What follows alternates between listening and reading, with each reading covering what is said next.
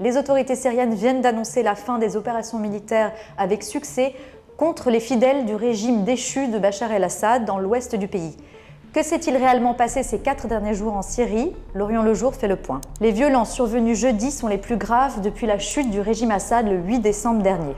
Les chiffres d'abord, plus de 1500 personnes auraient été tuées ces 4 derniers jours selon plusieurs ONG, dont 1000 civils massacrés, tués dans des exécutions de masse. Il y aurait 231 morts du côté des forces gouvernementales contre 250 du côté des miliciens qui se sont soulevés contre Damas. Tout a commencé jeudi soir, le 6 mars, lorsqu'une embuscade a été tendue par des miliciens pro-Assad dans la région de Jablé contre des positions des forces gouvernementales. Ces affrontements ont éclaté simultanément à l'attaqué Tartous et dans la province de Homs et celle de Hama. C'est dans le cadre d'une vaste opération de ratissage pour repousser les miliciens pro-Assad que des massacres ont été commis contre la communauté alawite. Depuis la chute du régime le 8 décembre, la côte syrienne vivait sous haute tension, parce qu'elle est le fief de la communauté alawite qui est associée à l'ancien régime déchu. Quelles sont les conséquences possibles?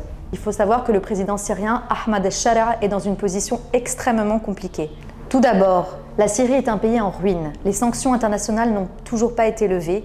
Le pays est morcelé.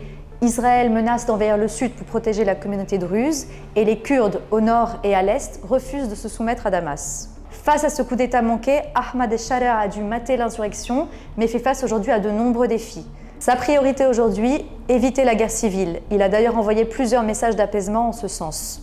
Nous ne permettrons à aucune force extérieure ou à aucun acteur local d'entraîner la Syrie dans le chaos ou la guerre civile. Il a également promis de traduire en justice les responsables de l'effusion de sang de civils et a ainsi formé une commission d'enquête indépendante. Quelles peuvent être les conséquences sur le Liban? Les tensions communautaires en Syrie se répercutent indéniablement au Liban, en particulier quand il s'agit de communautés alaouites, druzes ou chrétiennes. En 4 jours, plus de 10 000 réfugiés sont arrivés dans le nord du Liban, notamment dans le Raqqa, où ils ont été accueillis dans des conditions sommaires. Cet afflux de déplacés pourrait attiser les tensions, notamment à Tripoli, entre les quartiers alaouites et les quartiers sunnites de Jabal Mohsen et Bab et Tebbene.